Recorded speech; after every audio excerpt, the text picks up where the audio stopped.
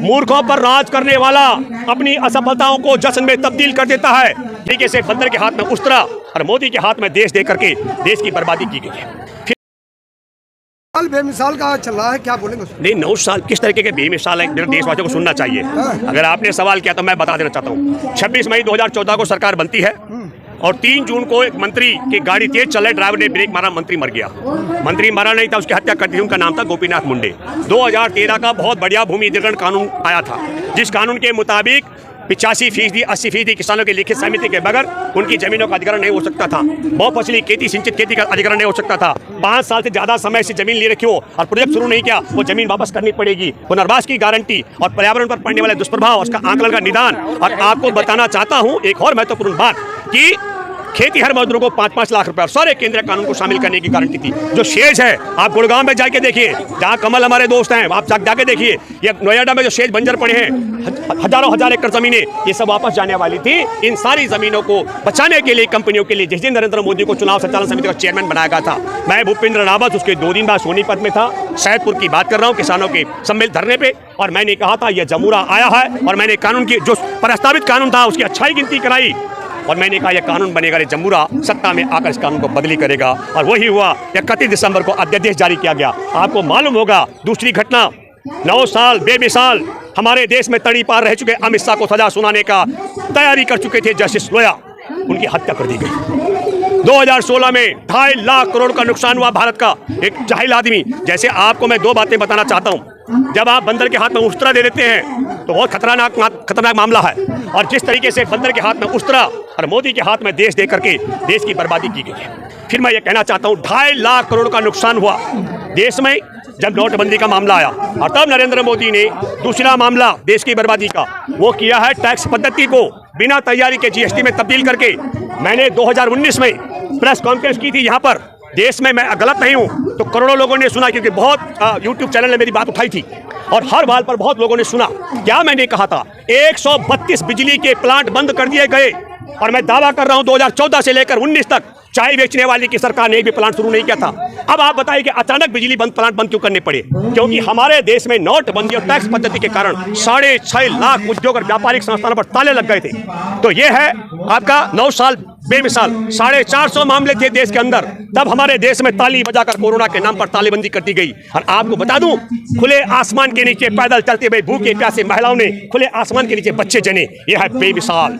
चलते चलते मजदूर थक गए, गाड़ियों से कुचल के मर गए, भूख से मर गए, रेल की पटरियों से कट गए। यह है बेमिसाल। मैंने तब भी कहा था जो मर जाएंगे वो वापस आएंगे नहीं, और जो जिंदा रहेंगे, ये चाय वाला बोलेगा मैंने बचाया, मेरा वीडियो आज वाल पर है और मैंने कहा दावा करेगा।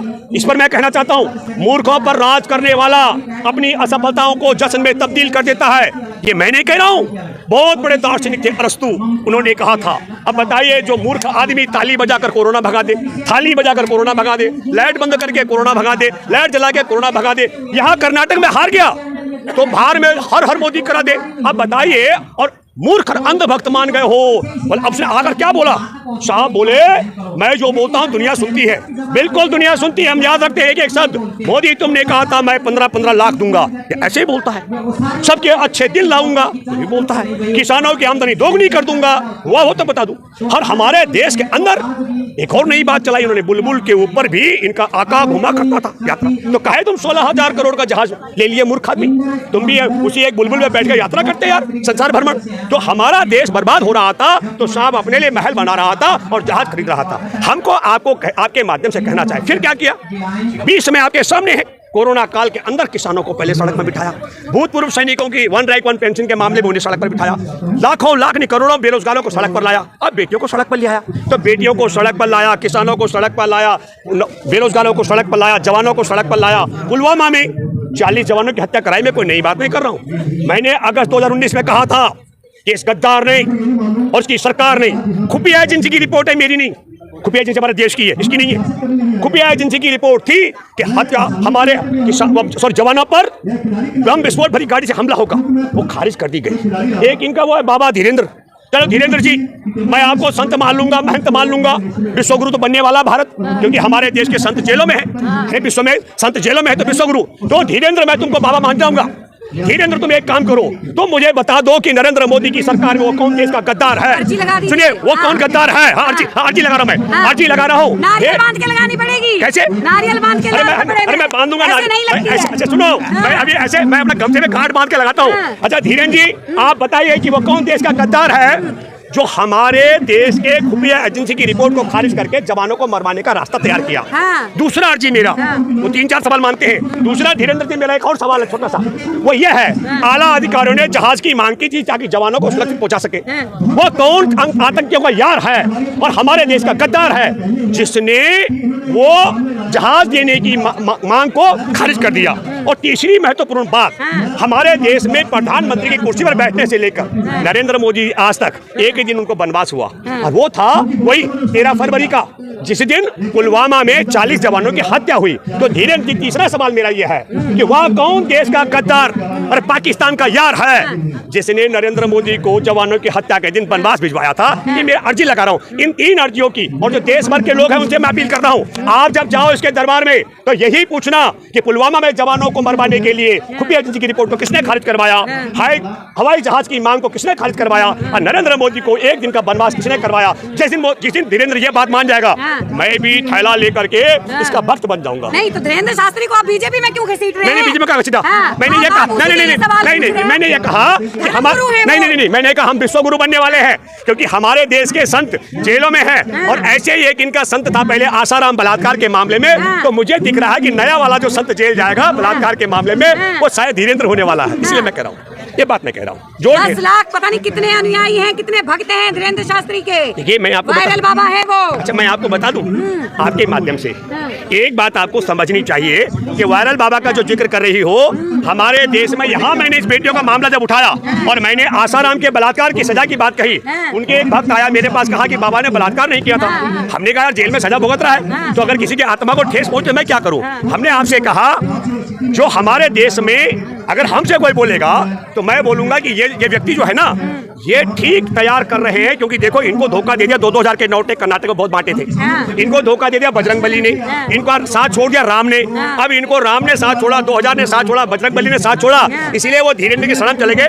धीरेन्द्र एक सभी पार्टियों के गए हैं। नहीं, धीरेन्द्र एक अच्छा जादूगर है, वो पता लगा लेता है जादूगर क्या सीआईडी गिरी होती है। मैं यहाँ पर बोल नहीं सकता हूँ, लेकिन एक ऐसा बाबा हमारे यहाँ महिलाओं ने बहुत मारा था उसको, उसने एक जगह बना रखी थी, वहां से पता लगाता था, महिला को चेक करती थी क्या क्या मामला है, और बाबा पीठ देख करके बोल देता था कि कैसे कैसे क्या करना। तो मैं आपके माध्यम से एक बात कहना चाहता हूं कि ये बेमिसाल है हमारे देश के अंदर। इसके अलावा मॉब लिंचिंग, हत्याएं, जवानों को मरवाया गलवान घाटी में, बिहार के चुनाव थे, बिहार रेजिमेंट के जवानों को, और क्या बोला उसके बाद? चिता जल रही थी, न कोई गुस्सा है, न घुस आया है, न हमारी सीमा पर किसी का कब्जा है। तो मैं आखिरी बात ये कहना चाहता हूँ, किसानों को, जवानों को, बेरोजगार बेटियों को सड़क पर लाने वाला, सीमा पर जवानों को मरवाने वाला और झूठ बोल करके पूरा, मैं कहता हूं ये ट्रंप का भी बाप है झूठ बोलने के मामले में, तो डीएनए टेस्ट करना पड़ेगा वैसे, ठीक है? फिर ये डीएनए टेस्ट करना पड़ेगा, बाप है, ठीक है? पूछे क्या सवाल बोल रहे हो? हाँ, नहीं वो कुछ नहीं कह रहे, वो कह रहे सवाल नहीं पूछेंगे, लेकिन मैं ये पूछ रही हूँ कि आप कौन सी पार्टी का समर्थन कर रहे हैं? मैं यहाँ एक मिनट, मैं यहाँ बेटियों के साथ खड़ा हूँ, मैं यौन शोषण करने वाले ब्रजभूषण सिंह के खिलाफ हूँ। मैं हरियाणा के खेल मंत्री संदीप सिंह पर मुकदमा दर्ज है 342, 353, 354 ये समझ लो पहले, और 506 का इस पर मुकदमा दर्ज है बलात्कार का ब्रजभूषण पर। हम इनके खिलाफ हैं और पीड़ित बेटियों के न्याय के लिए लड़ रहे हैं। और दूसरी बात है हमारी की बात ना करके बाबा को बीच में घुसा रहे हैं, बीच में जो है। देखिए आप पहले बात सुनो, हम कौन होते हैं घुसाने वाले? अभी तो बाबा लोगों ने बोल दिया वो बलात्कारी के पक्ष में खड़े होने वाले हैं, और इनका एक बाबा और है बलात्कारी बाबा। फिर बाबा को ला रहे हैं। अरे भाई, अच्छा चलिए मैं बताऊं, ठीक है। हमारे देश में राम मंदिर के नाम पर चंदा जुटाने वाले ने कॉलेज बनाया और उस कॉलेज की बेटियों से नग्न होकर देह मालिश कराई। इनको बुरा लग रहा है, उसका नाम है संत चिन्मयानंद। ये मैं कह रहा हूँ, अब आगे बीच में मैं क्या कर सकता हूँ? वो टपक किया, उसने कर्म ऐसे किए। ये ब्रजभूषण शरण सिंह अयोध्या में बाबाओं की फौज बुला रहा है, कहा कि मैं एक सभा कर रहा हूँ और बाबाओं को अपने चेतना रैली निकाल रहे हैं। अरे भाई एक बात सुनेंगे, मतलब अगर वो ज्यादा रैली निकालेगा बड़ी तो हमारा संविधान खत्म हो जाएगा क्या? बेटियों को न्याय नहीं मिलेगा क्या? आप ये कहना चाहती हैं कि वो ज्यादा लोगों को सड़क पे उतारेगा लेकिन जेल नहीं जाएगा? तो हम आपको बता देना चाहते हैं कि इस देश की बेटियों का सम्मान करने वाला देश है। हमारे यहाँ तो आपने देखा होगा, हिंदुओं में तो नराते के दिन जो है बच्चों को बुला के पूजा करते हैं। मैं आपको बताता हूँ, अगर बेटियों का यौन शोषण करने वाला बलात्कारी भी है, बलात्कार का मुकदमा भी है, और छेड़छाड़ करने वाला संदीप सिंह जेल नहीं जाएगा, तो हमारे देश की जनता बेटियों का सम्मान, संविधान का सम्मान करने वाले इन्हें सत्ता से बेदखल करेंगे, लेकिन जेल में तब भी डालेंगे। महाराज ने FIR करने की बात की है, याचिका दायर की है बजरंग पुनिया और विनेश फोगाट ने। कोई देखिए, सुनो एक बात सुनिए। अरे भाई, लोकतंत्र में खुलासा है, वो मुकदमा दर्ज कराने के लिए हम लोग भी मुकदमा बुक वाले लोगों में से, मेरे पे भी मुकदमे हैं। हमारे देश में आंदोलन करने वाले पर मुकदमे दर्ज होते ही हैं। वो अलग बात है, इन्हें कोर्ट की शरण में जाना पड़ रहा है। भड़का रही है, किसको भड़का रही है? राजनीति खेल रही है पहलवानों के नाम पे। देखिए, अच्छा मैं एक बात बताऊं, आपका नाम क्या है? आशा शर्मा नाम। आशा जी, और आशा भी आपका नाम है। मैं ये कहना चाहता हूं, जनवरी में जब 18 जनवरी को ये आए थी बच्चियां दिल्ली, तब जो पहलवान साथ में थे, आधा इन्होंने धड़ा तोड़ दिया है। अभी तो विनेश फोगाट की बहन बबीता फोगाट उनके खिलाफ हो गई। तुम्हारी वाली भाषा या तुम बबीता की भाषा बोल रहे हो? बबीता ने कहा वो राजनीति कर रहे हैं। राजनीति क्या कर रहे हैं कि यहाँ पर प्रियंका गांधी ने आ करके विनेश को गले लगाया, तो मैंने चुनौती दी। हमने कहा ठीक है बबीता, तुम्हारी सरकार है और तुम्हारे महिला बाल विकास मंत्री तुम्हारी स्मृति ईरानी है, तुम स्मृति ईरानी जी को लेकर आओ, और वो समर्थन करने आए और विनेश फोगाट को गले लगाए। अगर विनेश फोगाट ने स्मृति ईरानी को गले नहीं लगाया तो तब हम कह देंगे कि हाँ भाई ये राजनीति हो रही है। लेकिन आपके माध्यम से मैं कहना चाहता हूँ, बेटियों के यौन शोषण के आरोपी को जेल भिजवाना, बलात्कारी को जेल भिजवाने की राजनीति करने के लिए मैं बबीता फोगाट, नरेंद्र मोदी, अमित शाह, मोहन भागवत और वो स्मृति ईरानी सबका स्वागत करता हूँ। आइए, आप सबका स्वागत है। आइए एकजुट, बेटियों की युद्ध में, बेटियों के संघर्ष आंदोलन में मजबूती थे और यौन शोषण और बलात्कार के आरोपी ब्रजभूषण को जेल में भिजवाएं, और हरियाणा का जो मंत्री है संदीप सिंह, उसको भी जेल में भिजवाएं। आपको बता दूं, आज खटखट टोल प्लाजा में हजारों की संख्या में बड़ी पंचायत हो रही है, और 28 तारीख को चंद्रशेखर आजाद के शब्दों में हमारे देश के एक हरामखोर का जन्मदिन है। नाम ले लूंगा। नहीं, मैंने नहीं कहा। चंद्रशेखर आजाद जी के मुताबिक कह रहा हूँ। चंद्रशेखर आजाद बहुत बड़ा बैनर थे। चंद्रशेखर आजाद के मुताबिक हमारे देश में देश के हरामखोर का जन्मदिन है। हमारी भाषा में यह है कि 1932 में मैसूर के राजा ने 40 तिरंगाधारी क्रांतिकारियों की हत्या की थी। उनके लिए प्रशस्ति पत्र लिखने वाला देश का गद्दार, अंग्रेजों से देश की आजादी के जंग में माफी मांगने वाला देश का गद्दार, और हमारे देश में अंग्रेजों से 50 रुपए मासिक पेंशन लेने वाले देश के गद्दार का जन्मदिन है। लेकिन बड़ी बात क्या है, उस दिन पंचायत घर जो संसद का खुलेगा दरवाजा, उसमें भारत की लाखों लाख महिलाएं आ रही हैं। आप सबका मैं स्वागत कर रहा हूं दर्शकों से। मैं अपील कर, में क्यों डर रहे हैं? आप पहले पहले सुन तो लो, पहले महिलाओं से अपील कर रहा, पहले अपील तो कर लूं। आप सब महिलाओं से मैं अपील करता हूं, ये स्थिति का सब क्या सवाल है। अगर देश में ओलंपिक पदक विजेता बजरंग पुनिया, विनेश फोगाट और साक्षी मलिक यौन पीड़ित बेटियों को न्याय दिलाने में असमर्थ हो रहे हो, तमाम टीवी चैनलों के मदद के बावजूद भी, तो समझ लो कि देश के करोड़ों दलित परिवारों की बेटी अगर किसी बेटी के साथ हुआ, तो आदिवासी बेटियों के करोड़ों की संख्या है, किसानों की, गरीबों की, अल्पसंख्यकों की, तो सबको न्याय दिलाने का एक ही तरीका है। देखो, मैं आपके माध्यम से एक बात बताता हूँ, क्योंकि आशा जी को बताता हूँ। अगस्त 2013 में एक इनका संत था आसाराम, उसने अपने भक्त की बेटी के साथ बलात्कार किया, और वो कोई मेडल मूडल नहीं जीतने वाला उनके साथ नहीं गया। वो बेटी और उसका पिता थाने में गए, मुकदमा दर्ज हुआ, आसाराम बलात्कार के मामले में जेल में है, और आज भी वही कानून है। तब देश संविधान से चल रहा था, और देश पर महिलाओं का सम्मान करने वाले मनमोहन सिंह और कांग्रेस की सरकार थी, और आज की तारीख में महिला द्रोही, मतलब पहले महिलाओं पे अत्याचार नहीं होता, मैंने वो नहीं कहा,